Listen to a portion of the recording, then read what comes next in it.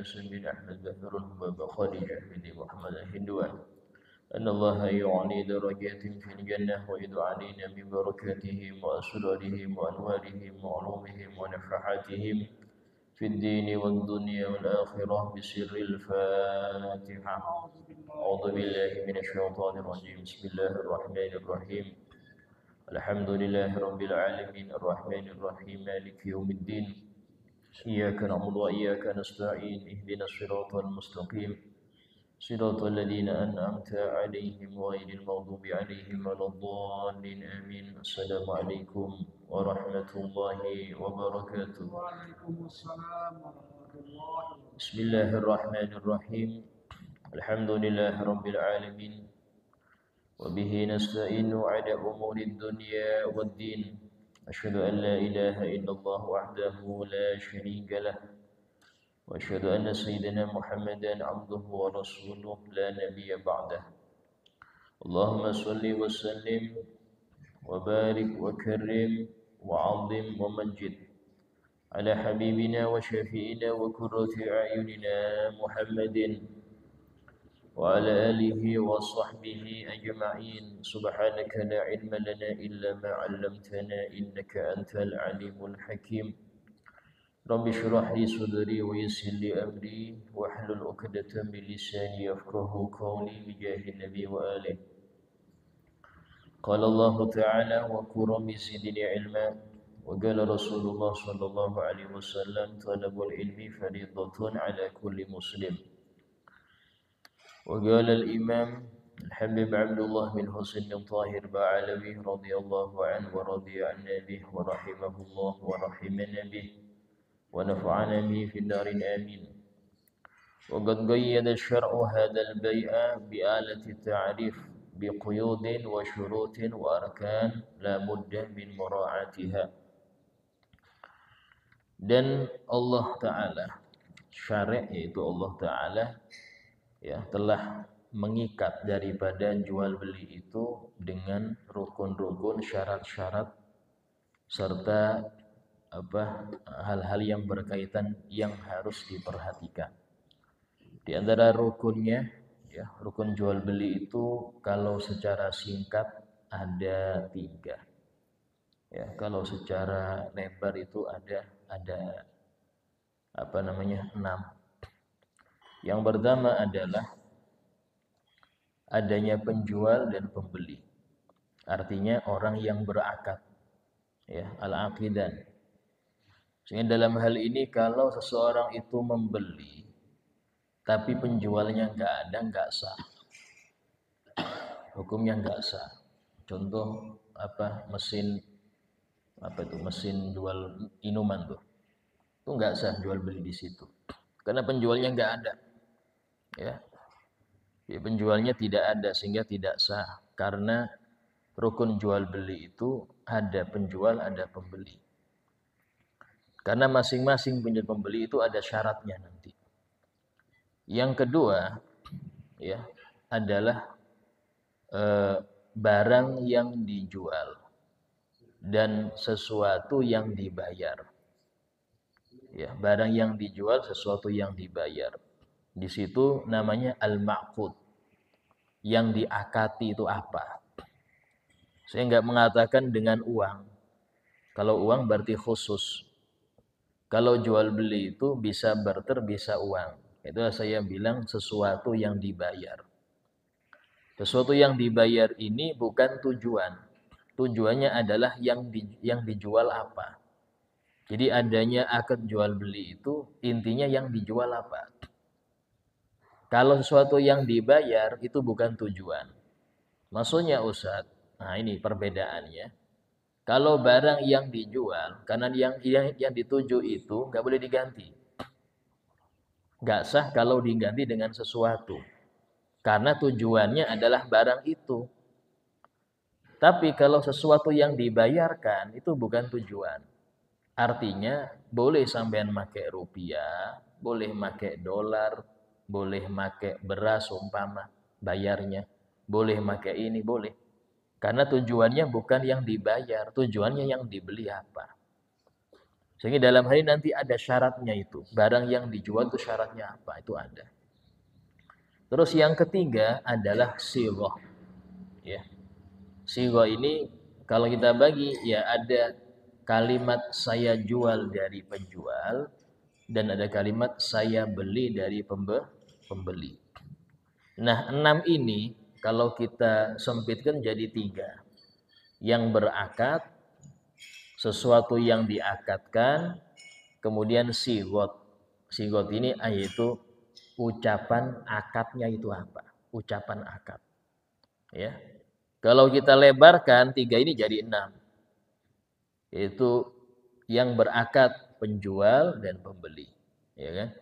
Kemudian yang diakadkan barang yang dijual dan sesuatu yang dibayar. 4.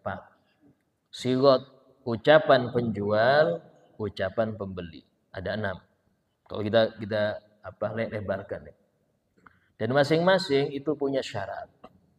Artinya di sini kalau membeli sesuatu hanya make terima kasih ya.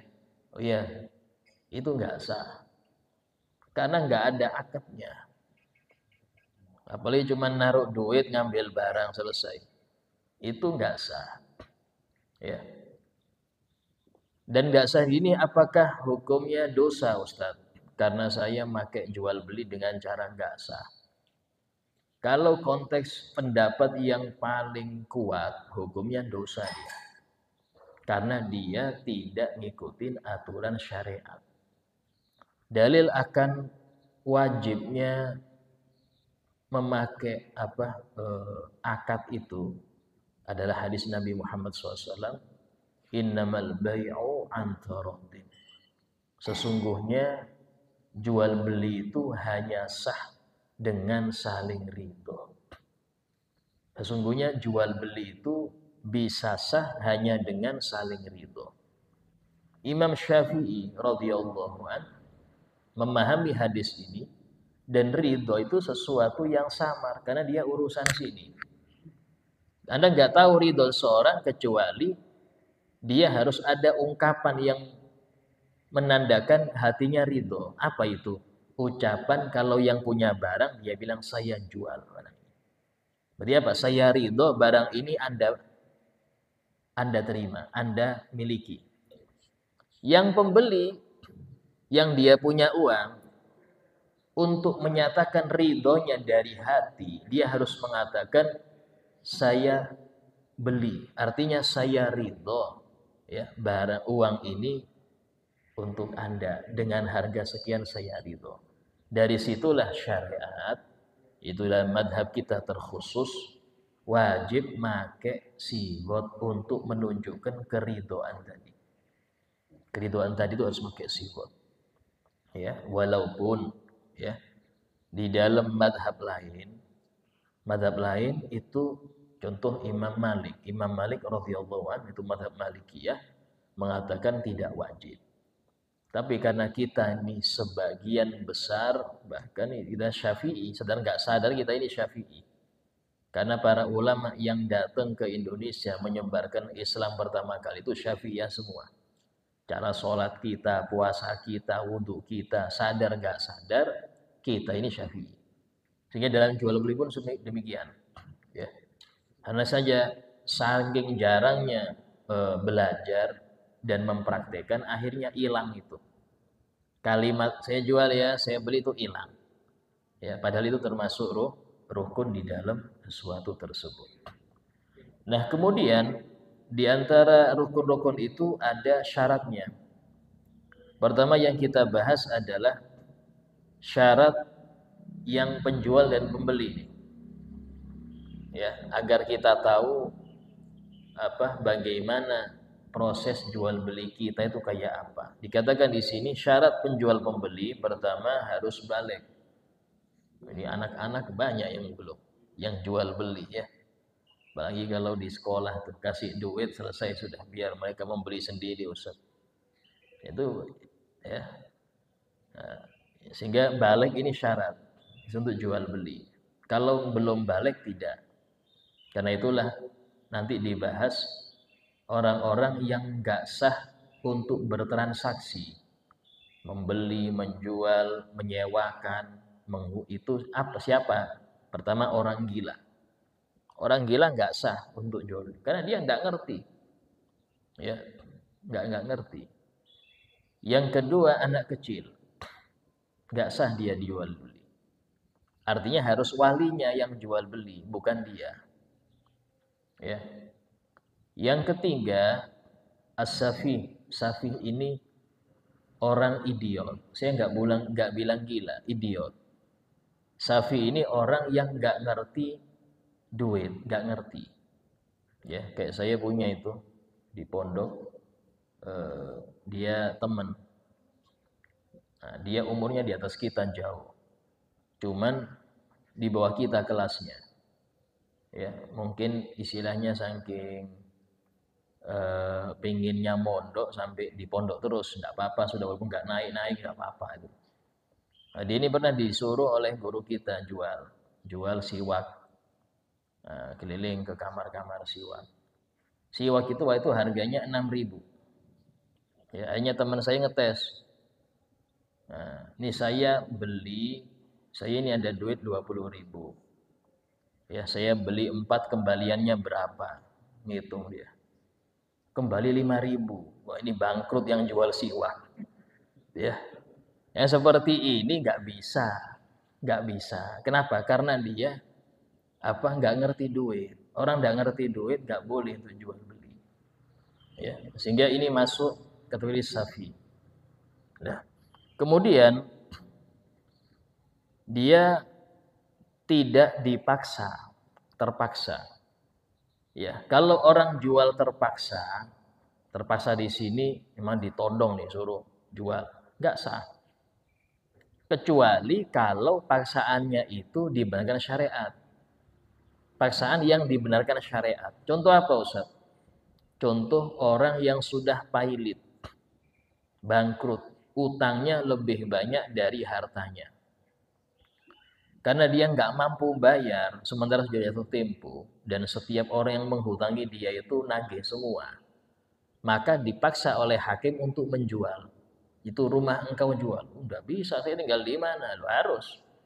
Karena kalau nggak demikian, bayar pakai apa? Ya seperti ini, dipaksa tapi sah. Paksaannya tapi sah. Kenapa?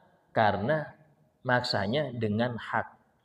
Dahamnya apa? Ada orang-orang yang dia harus dibayar utangnya, tapi dia nggak mampu bayar. Ya apa yang bisa dijual itu yang wajib dijual. Bukan boleh, wajib dijual.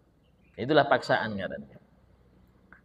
Nah kemudian untuk syarat ijab qabul, ya syarat ijab qabul, ya yang pertama adalah al-layatul faslun bainahuma urfa.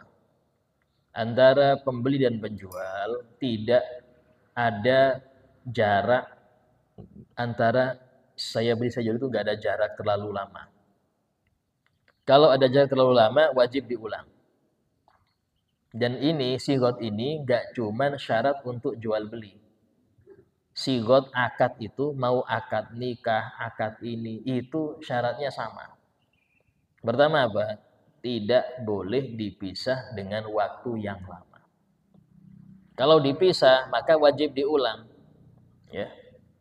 Kemudian tidak disela-selai dengan kalimat yang lain. Antara jawab dengan antara saya beli ya, saya jual itu nggak dipisah dengan kalimat lain. Kalau ada kalimat lain, contoh saya beli barang ini dengan 100.000. Oh jangan, 200.000 aja. Ya saya jual, nggak sah. Kenapa nggak sah? Karena ada kalimat yang nyela-nyelai. Berarti dia di sini harus diulang lagi. Jadi ijab itu terserah mau dari pembeli boleh, penjual boleh. Contoh dari penjual, saya jual ini, ya saya beli. Kalau dari pembeli, kamu jual ya ke saya, jual ini ke saya ya. Penjual bilang, iya, selesai. Sah hukumnya. Jadi nggak harus kalimat itu dari penjual. Tidak. Bisa dari pembeli. Yang penting yang pertama itu ijab. Nah, qabul itu kalimat kedua. Qabul ini harus sesuai kalimatnya dengan ijab. Kalau nggak sesuai, maka dia wajib diulang. Ya. Mungkin kalau masalah akad jual beli ini banyak yang luput. Ya.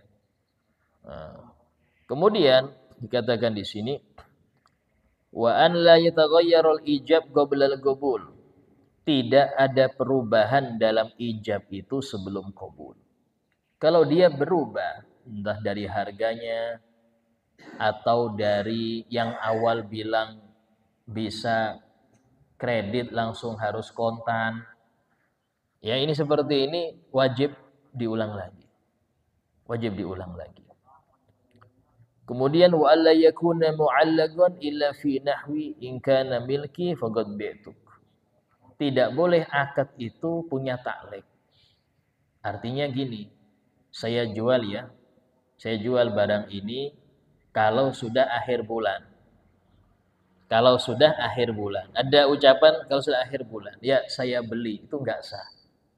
Artinya harus dia itu ngulang lagi di waktu akhir bulan tadi. Enggak sah sekarang.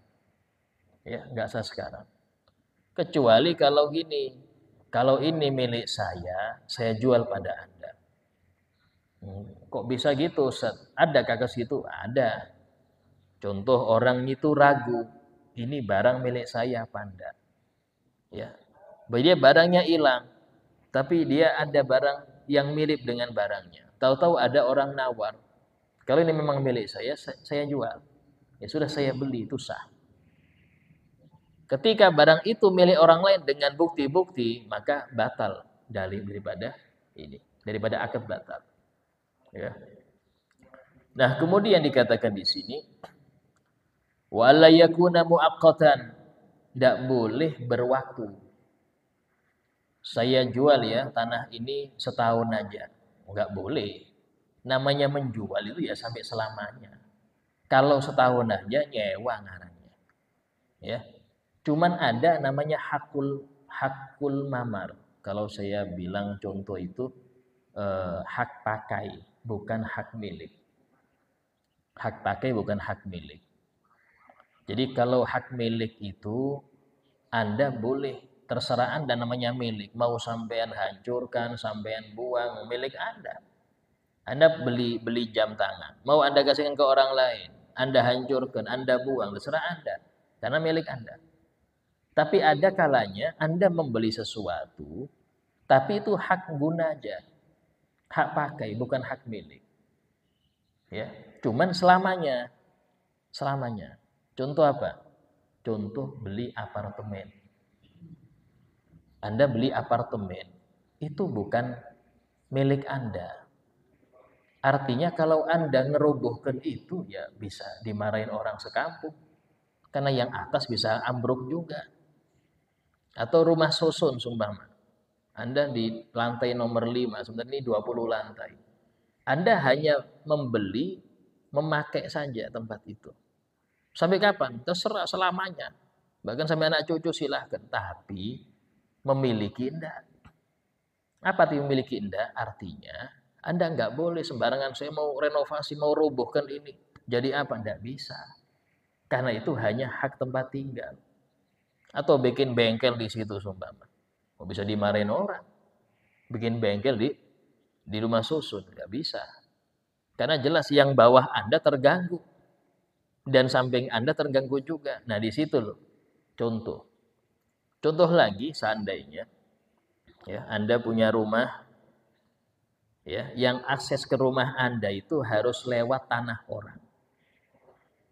Dia punya tanah sebelah rumahnya, di situ aksesnya. Ya. Anda hanya bisa nyampe ke rumah Anda lewat situ aja. Maka Anda boleh membeli tanah itu hanya sebagai hak lewat. Artinya yang punya tanah jangan bangun lagi. Tapi sampean bukan memiliki tanah itu sehingga Anda boleh membangun, nggak bisa. Betul. Jadi itu cuman hak untuk Anda lewat, tapi nggak boleh dibangun karena bukan hak milik. Dia punya hanya hak pakai. Sampai kapan dia? Selamanya. Ya, di sini contoh bahwasanya ada sesuatu itu dibeli tapi nggak dimiliki. Ya, dibeli tapi tidak dimiliki. Sehingga ketika saya hanya membeli tanah itu untuk lewat, nggak boleh saya jual ke orang lain. Kalau dijual itu tanah nanti dibangun sesuatu yang tidak dibeli oleh yang punya tanah awal. Sehingga saya hanya membeli hak lewat saja, biar tidak ditutup oleh yang punya tanah. Paham di sini? Nah, itu ada demikian. Kalau di daerah kita yang mungkin karena tanah itu luas, biasanya disodakohkan aja. Ya sudah, bawa. Silahkan ambil 2 meter kah untuk jalan. Tapi kalau sodakoh, kalau nggak dikasih, ya beli sampean. Cuman beli di sini bukan beli milik, beli pakai saja. Ya. Nah, tapi kalau mu'akkad sewaktu-waktu nggak boleh. Istilahnya saya jual sekian waktu aja, setahun aja nggak sah. Namanya menjual ya harus selamanya. Ya. Kemudian selanjutnya ya harus terdengar kalimat itu oleh orang yang berakad dengannya. Karena itulah nggak sah akad dari orang tuli dan orang bisu, nggak sah. Ya apa yang diakadkan dong, dia nggak bisa ngomong. Ustaz pakai tulisan Ustaz. Nah, tulisan boleh. Tapi tadi harus bisa melihat dia. Sehingga pakai tulisan hukumnya sah. Ya. Nah, itu di dalam syaratnya ijab qabul. Ya. Nah, kemudian syarat barang yang dijual. Syarat barang yang dijual ini apa? Pertama harus suci. Karena itulah tidak sah jual beli najis. Seperti apa? Pupuk kandang. Najis tuh. Nggak sah sampai jual beli itu. Jual beli anjing. Nggak sah. Kenapa nggak sah? Ya karena anjing najis. Jual beli bangkai. Ya. Ayam tiren semua. Untuk makanan buaya ke apa? Nggak sah jual belinya. Ya. Khomer dan lain sebagainya. Benda-benda najis tidak sah dijual belikan. Ya. Terus yang kedua, dia harus manfaat. Barang yang dijual ini harus punya manfaat. Jadi kan nggak sah menjual beras dua biji. Nah, apa faedahnya 2 biji sampai jual? Saya jual ini beras 2 biji. Kalau inten segitu mahal bisa. Ini 2 biji saya jual. Nggak sah, apa manfaatnya? Ya. Sehingga dalam hal ini tidak ada faedah. Nah, kemudian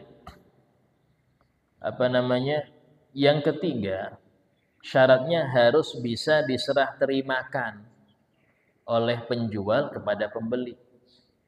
Pak, apa? Ini saya jual apa? Tuh burung bio saya yang baru kabur tuh. Tidak bisa sampean menjual sesuatu yang nggak bisa Anda serah terimakan. Ya.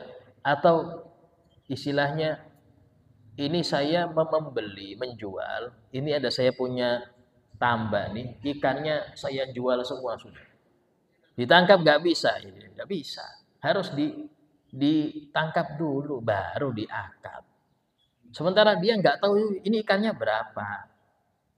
Kemudian setiap ikan ukurannya berapa, nggak ngerti juga. Yang penjual juga nggak paham. Yang penting sini ada ikannya saya jual, dasar.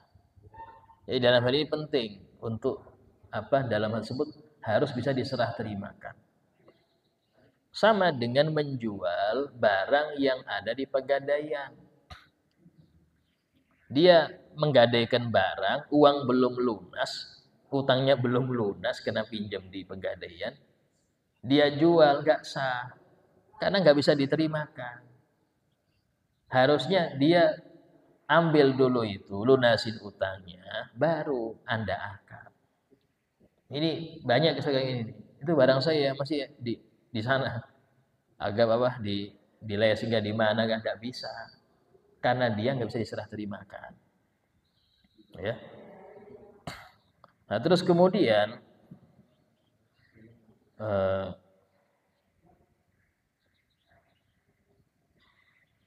yang selanjutnya ya, yang keempat, barang itu dimiliki oleh yang berakad. Artinya yang penjual pemilik dari barang itu. Kalau dia menjual yang bukan miliknya, tidak sah kecuali diizinkan. Artinya ini nanti akadnya akad taukil. Saya wakilkan Anda untuk menjual barang saya. Oh iya, saya terima perwakilannya. Maka dia boleh menjual barang itu dengan izin yang punya. Ini banyak terjadi ya, sampean di toko, jaga toko orang sumpama. Kan itu bukan barang Anda, tapi Anda disuruh menjualkannya. Sah, tidak apa-apa, asal diizin. Ini enggak nemu ada motor parkir, sampean mau beli berapa ini motor? Lu beli bukan milik dia dijual. Ya, ini enggak sah. Kalau dalam hal itu harus pemiliknya.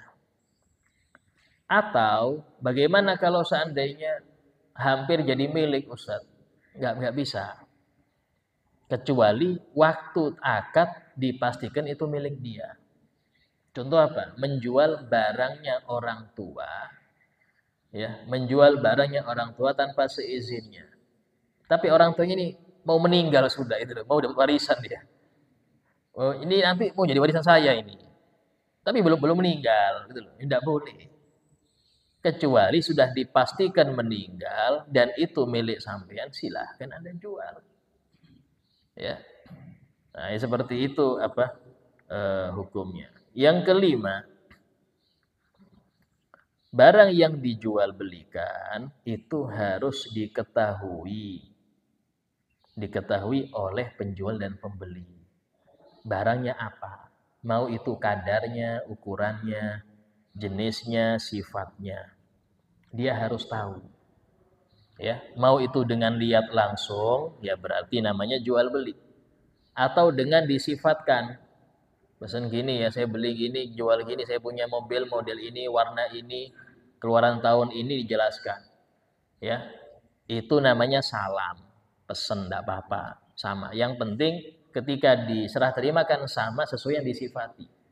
Hukumnya sah. Kalau tidak jelas, enggak sah. Contoh, ya, Pak, ini saya mau beli ya, apa? Sampean punya pohon durian ini. Nanti kalau duriannya muncul, saya beli. Diakad sekarang. Duriannya belum muncul, tapi sudah diakad. Nanti berapa pohon sampean? 10. Ya, ini kalau duriannya panen saya beli semua. Berapa sampean jual? Enggak sah. Kenapa? Belum ada kok diakad sih. Ini sering terjadi nih di masyarakat kita. Ya. Belum masih ada bakal biji aja kecil-kecil. Ya, anggap bunga lah, bunganya. Masih ada bunga, langsung diakad. Ini berapa sampean jual nih? 10 pohon ini. Oh, sekian, enggak sah hukumnya. Kenapa? Karena enggak diketahui. Jadi kalau mau membeli, lepas dulu dia. Sama kayak orang jual ubi, ya. Jadi ubinya mungkin berapa ukurannya? 1 petak lah. Pak, sampean mau beli berapa ini? Semuanya nih. Oh sekian. Oh enggak, sekian aja, tawar-tawar. Enggak boleh. Kenapa? Ubinya belum ketahuan ada apa enggak. Cuman pohonnya aja yang boleh. Ubinya enggak ketahuan. Enggak sah. Karena enggak ketahuan. Ya. Termasuk membeli sesuatu yang enggak ada. Ini termasuk yang enggak sah itu membeli sesuatu yang tidak ada. Maksudnya Ustaz, ini saya contohkan ya, membeli sesuatu yang enggak ada ini seperti ini. Saya punya rumah nih atau mobil. Mobil ini ya, itu akhirnya saya asuransikan. Kalau mobil ini rusak, nah saya sudah membeli gantinya. Saya bayar tiap bulan. Tapi kalau artinya dia membeli sesuatu yang belum jelas. Apa yang belum jelas? Rusaknya mobil. Kan rusaknya belum jelas, iya. Tapi dia bayar terus. Ini namanya membeli sesuatu yang nggak ada, nggak sah. Ya. Nah, ini asuransi banyak betul kalau masalah ini. Ustaz, saya kan cuma nitip. Kalau nitip bisa diambil duitnya. Maksudnya nggak bisa diambil. Itu harus diambil. Anda membeli sesuatu yang nggak ada. Kesehatan, semua kesehatan. Ya. Kalau sakit, kalau saya sakit, saya membeli obatnya dulu. Membeli obatnya, membeli pemeriksaannya, biayanya saya bayar dulu tiap bulan. Saya sakit? Enggak. Kalau sakit, ini kan kalau sakit nih. Ini membeli sesuatu yang nggak ada. Dalam fikih nggak sah. Kecuali sampean nabung. Sampean nabung nih. Nah kalau sakit baru saya pakai tabungan itu. Nggak masalah. Kalau nggak sakit ya pakai yang lain. Ini enggak. Dia membeli sesuatu yang belum jelas. Maka hukumnya tidak sah. Ya. Nah, sehingga dalam hal ini apa namanya? 5 ini syarat daripada barang yang dijual itu harus lengkap 5 itu. Kalau nggak sesuai dengan syarat ini ya Pak Ustadz, maka nggak sah jual beli.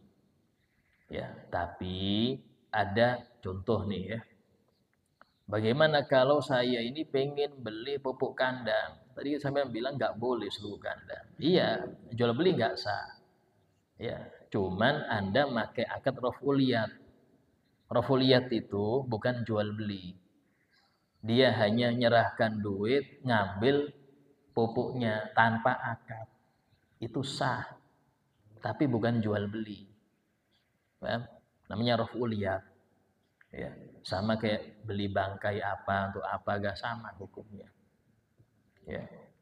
Karena memang dalam hal ini apa namanya?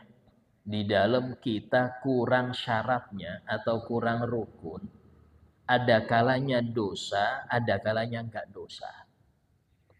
Contoh yang enggak dosa, jual beli anak kecil yang sudah tamyiz tapi belum balik. Dia sudah tamyiz. Tamyiz ini umur yang dia bisa makan, minum, cebok sendiri. Ya umur-umur 5, umur 6. Ya, itu kata ulama ya. Ya enggak apa-apalah dalam barang-barang remeh. Contoh beli permen, beli roti. Kalau beli mobil jangan. Mau 5 tahun beli mobil, repot lagi ini. Atau beli rumah atau akad motor jangan. Kalau hal yang remeh yang tiap hari itu tidak masalah. Itu kalau istilah dalam fikih muhaqqarat, hal-hal yang remeh. Imam Ghazali mengatakan untuk muhaqqarat itu anak yang belum balik tapi tamyiz sah. Belum balik tapi tamyiz sah hukumnya. Ya. Bahkan di sebagian ulama Syafi'iyah mengatakan walaupun dia mungkin nggak pakai siwak itu nggak sampai dosa karena hal remeh. Cuman tadi ya harusnya kita memakai yang paling kuat. Urusan selama kita bisa yang paling kuat, jangan kita pakai yang lemah. Karena pendapat lemah itu untuk yang lemah, orang lemah. Kalau orang kuat ya pakai yang kuat. Selama kita ini bisa menggunakan yang disepakati, pakai yang sepakati. Yaitu di dalam konteks jual beli tadi. Ya intinya adalah syarat-syarat itu harus lengkap ya. Kemudian ada beberapa perkara yang istilahnya itu penting untuk diperhatikan. Ada tadi dibilang syarat sudah ya. Syarat-syarat setiap rukun sudah. Kemudian ada beberapa yang berkaitan dengan jual beli. Walaupun itu lengkap syaratnya, lengkap rukunnya, tapi nggak boleh. Seperti apa? Dilihat mungkin dari siapa, kepada siapa Anda menjual, dan apa yang dijual. Contoh, nggak bolehnya menjual makanan. Nggak bolehnya menjual makanan untuk seorang muslim di siang Ramadan. Ini syaratnya lengkap nih. Syarat rukun penjual lengkap, syaratnya lengkap. Tapi yang menjadi haram waktunya dan apa yang dibeli. Ya, buka warung siap saji di siang Ramadan. Ini penjual ada, pembeli ada. Makanannya ya lengkap syaratnya. Harganya juga sama, akadnya ada. Tapi dosa. Kenapa dosa? Karena dia menjual di waktu orang wajib puasa. Hukumnya haram. Beda kalau bahan yang mentah, silahkan. Atau jual perabot rumah tangga, silahkan. Di siang Ramadan tidak masalah sampai. Tapi kalau buka warung makan, haram. Tidak boleh. Bahkan disebutkan itu masuk dosa besar. Bukan dosa kecil. Kenapa? Karena dia tidak menghargai Ramadan yang diagungkan oleh Allah. Termasuk menjual apa? Pisau. Ke siapa? Ke perampok. Jangan. Kalau Anda tahu ini untuk ngerampok, jangan sampai menjualnya. Nggak boleh. Ya. Atau contoh, menjual Quran kepada orang kafir. Jangan. Karena dia nggak boleh menyentuhnya. La yamassuhu ilal mutahharun. Mutahharun di sini artinya yang suci akidahnya. Orang kafir nggak boleh. Ustaz, ya apa kalau orang itu pengen mentelaah Quran, pengen mendengar Quran, suruh aja ngedownload video gak apa. Kasih Quran jangan, karena dia nggak boleh memegangnya. Memberi aja nggak boleh, apalagi menjualnya. Ya, nah ini contoh-contoh yang seperti ini. Kadang-kadang dia lengkap syaratnya, tapi dilarang karena ada sesuatu. Ya. Bahkan hukum menjual Quran dalam madhab Syafi'i itu makruh. Kalau madhab Imam Ahmad bin Hambal haram. Quran kok diperjualbelikan? Karena di madhab Imam Hambal biasanya ya gratis, ditaruh di masjid-masjid gratis. Ya. Kita banyak ngoleksi Quran di rumah, tapi jarang dibaca. Ini koleksi aja itu. Ini Ustaz punya saya tahun sekian, tahun sekian. Dibaca? Enggak Ustaz, cuma koleksi aja. Bukti muslim aja, bukti seorang muslim. Innalillah. Ini seperti ini enggak baik. Itu contoh ya, contoh demikian. Kemudian fa'ala man arada al-bi'syara an yata'allam dzalik, maka wajib bagi orang yang setiap harinya transaksi jual beli untuk belajar itu. Kalau dia nggak belajar, banyak kesalahan yang dia lakukan dan dia nggak sadar. Wa illa kalau tidak, akala riba, dia khawatir bisa makan riba. Karena nggak sesuai aturan, dia nggak pakai aturan. Mau nggak mau, kalau dia sudah nggak ngerti aturan, dia bisa kena haram, bisa kena haram. Waqad qala Rasulullah SAW, sementara Nabi bersabda, at-tajirus shaduq yusyar min qiyamah ma'as-siddiqin wasyuhada. Pedagang yang jujur itu nanti akan dikumpulkan dengan para syuhada dan para siddiqin di hari mahsyar. Artinya apa? Berarti ada pedagang yang enggak jujur. Ada orang jual beli tapi enggak sesuai ya. Fa insyaallah kita lanjutkan kajian kita ya untuk yang selanjutnya. Mungkin ada yang mau bertanya, silahkan.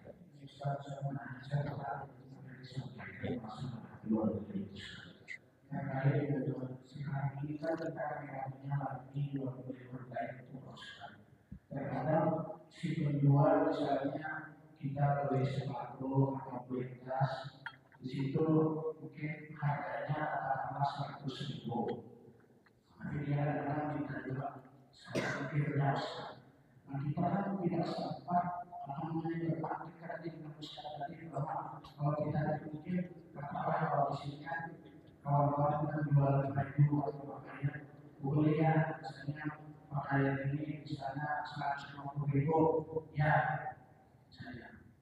Jadi bilangnya kita boleh ya sekian. Tapi kan ada pakaian sistem online ini termasuk ongkir termasuk bagaimana itu dan bagaimana hukumnya kita membeli barang-barang gitu. Kadang-kadang kita tidak sempat sudah punya kalau sudah dikatakannya 100.000 dengan ongkir misalnya 60.000 ya itulah sudah kita kira sah itu kita beli apa yang penting.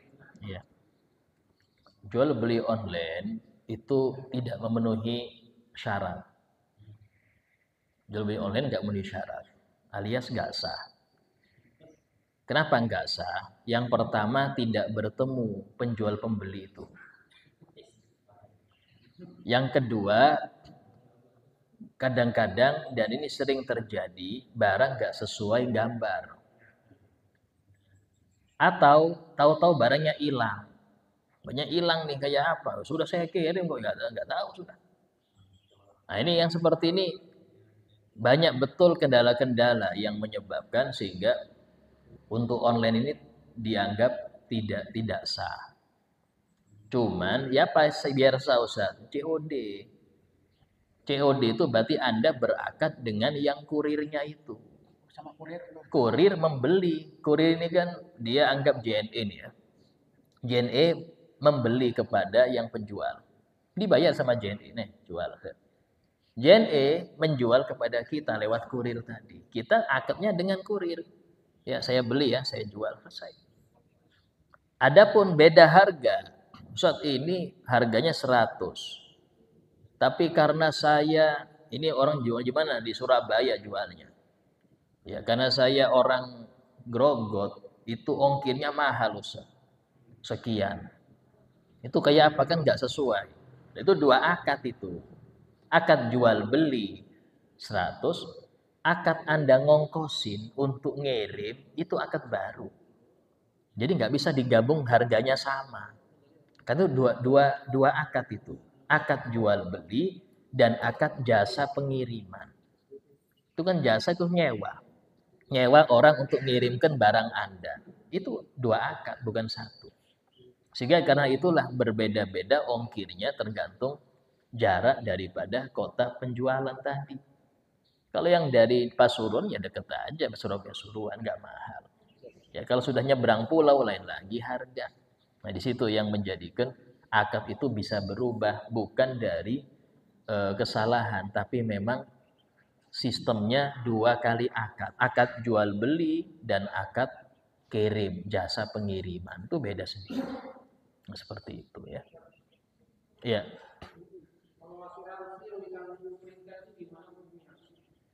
Oh iya. Ditanggung berarti istilahnya gini loh. Asuransi, anggap contoh saya kasih kesehatan contoh ya. Kesehatan. Dulu apa ngarannya itu? BPJS ya. BPJS itu dulu awal-awal buka itu tujuannya adalah untuk menolong orang sakit yang nggak bisa biaya. Tujuan awal. Dan itu sangat bagus, tahun. Cuman merembet ke sini, semakin ke sini bukan menolong. Artinya saya membayar kalau saya sakit gratis. Mau itu yang kaya, yang fakir sama tujuannya seperti itu. Nah, berarti tujuannya bukan tahun lagi ini. Ini namanya membeli sesuatu yang namanya asuransi, bukan ta'awun. Kalau ta'awun nggak apa-apa. Terus bagaimana Sat untuk nyikapin sekarang? Ya sampean niatnya jangan niat asuransi. Sampai niatnya membayar itu untuk nolong orang kalau dia nggak punya biaya saya tolong. Nah, nyumbang. Cuman berat prakteknya ketika Anda sakit kayak apa? Itu aja prakteknya. Di situ aja prakteknya. Ya. Saya pernah ada orang yang bilang, ya, orang kalau BPJS itu mengundang penyakit. Loh, kok bisa ngundang penyakit? Iya. Bayangkan sampean membayar setahun full, tapi nggak pernah memakai. Kapan saya bisa menikmati BPJS saya ya? Kan ngundang penyakit ngarannya.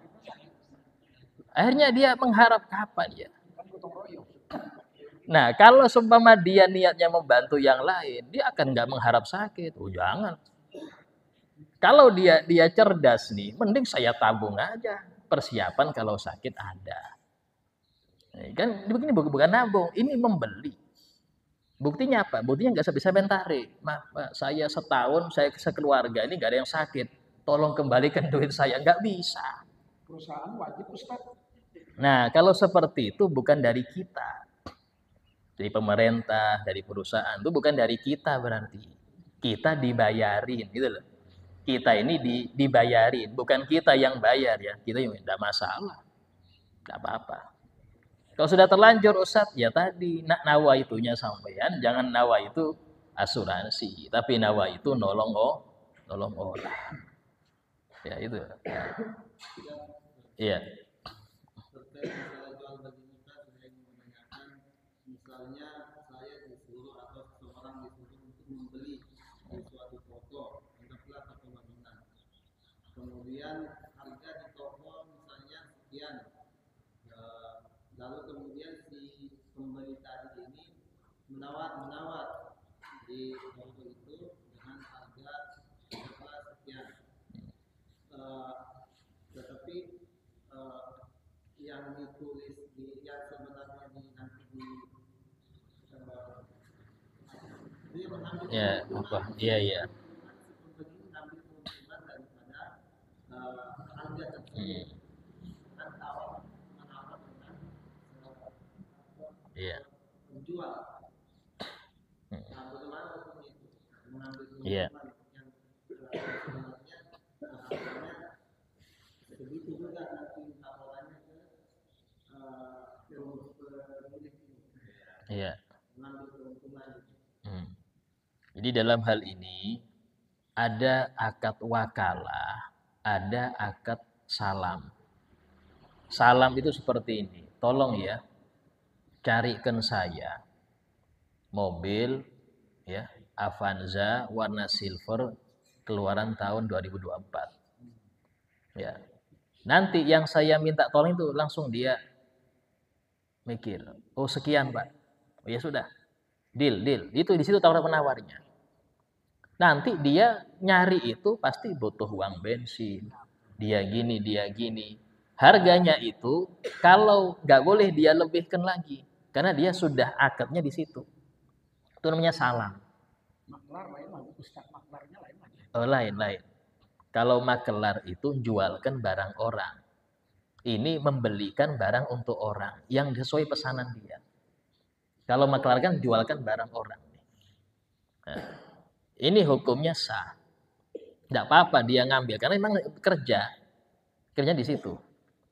Beda kalau kayak gini, ya. Saya nyuruh Anda, seorang anak, Nina, ya, tolong ya belikan garam di situ. Nih duit 20.000. Oh ya,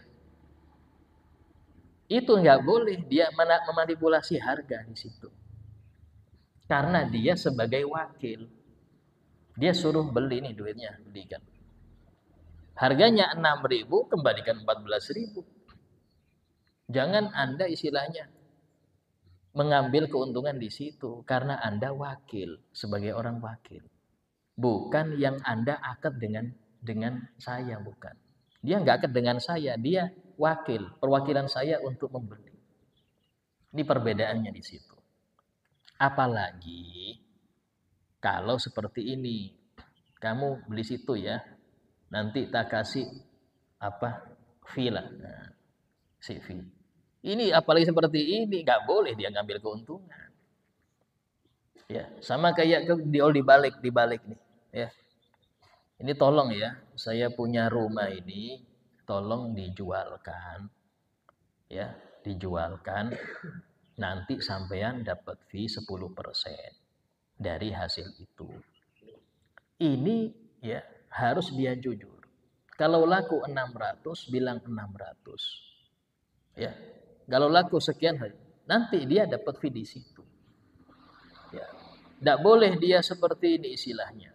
Ini tolong ya dijual dari saya seumpama 500. Dari saya 500. Maka di sini boleh dia menjual dengan harga lebih. Yang penting saya matok dari saya 500. Boleh dia penjual 600, boleh. Karena keuntungan yang dia dapat dari situ. Itu namanya ju'alah. Beda bukan taukil ya. Kalau taukil saya sudah nentukan harga dan jangan dirubah karena saya nanti tak kasih fee sampean. Itu taukil ngarannya. Tapi kalau tadi dari saya 500 ya, terserah sampean. Itu maklar kalau bahasa kita. Ini mobil tolong dijualkan saya sekian, dari saya sekian nih. Maka kita pinter-pinter ngolah nih. Ini mobil ini pasarannya sekian nih.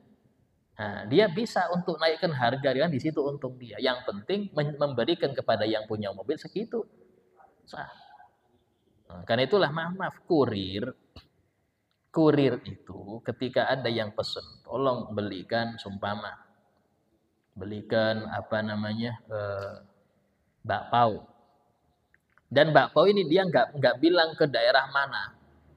Dan dia tahu kalau bawa di situ harganya sekian, di situ harganya sekian, ngerti dia.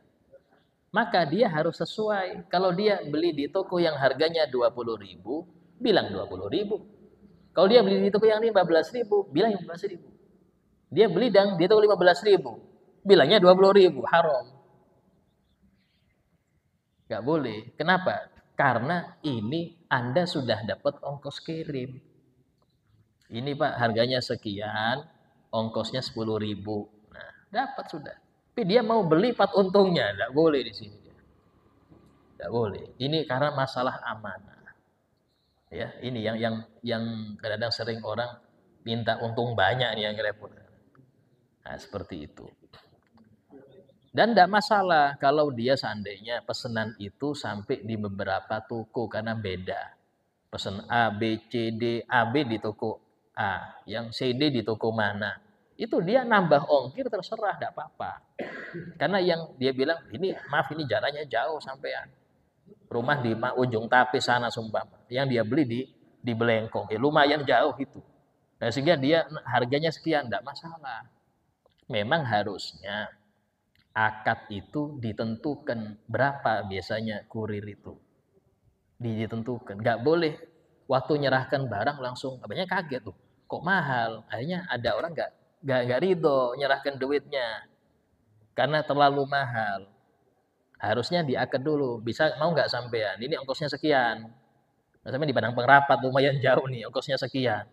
Kalau nggak mau ya saya nggak jadi. Kalau mau saya dealkan. Harusnya seperti itu. Jangan langsung mengiyakan tapi nggak jelas harga kurirnya berapa. Karena tadi ya, akad itu harus jelas dulu harganya, baru didil apa enggak. Nah, seperti itu yang terjadi. Ya. InsyaAllah kita lanjutkan pembahasan ini yang akan datang.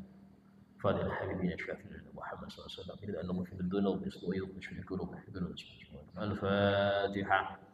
Bismillahirrahmanirrahim. Alhamdulillah Rabbil Alamin. Rahmanirrahim. Maliki yawmiddin.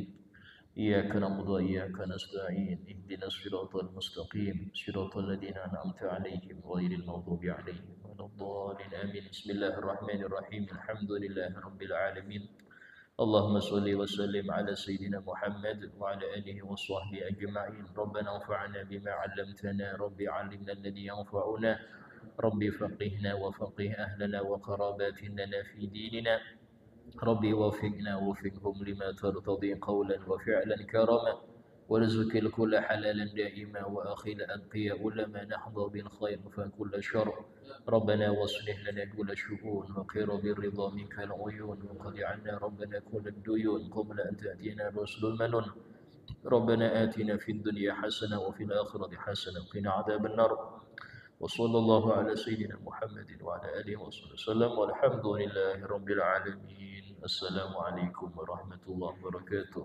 Waalaikumsalam warahmatullahi wabarakatuh. Terima kasih.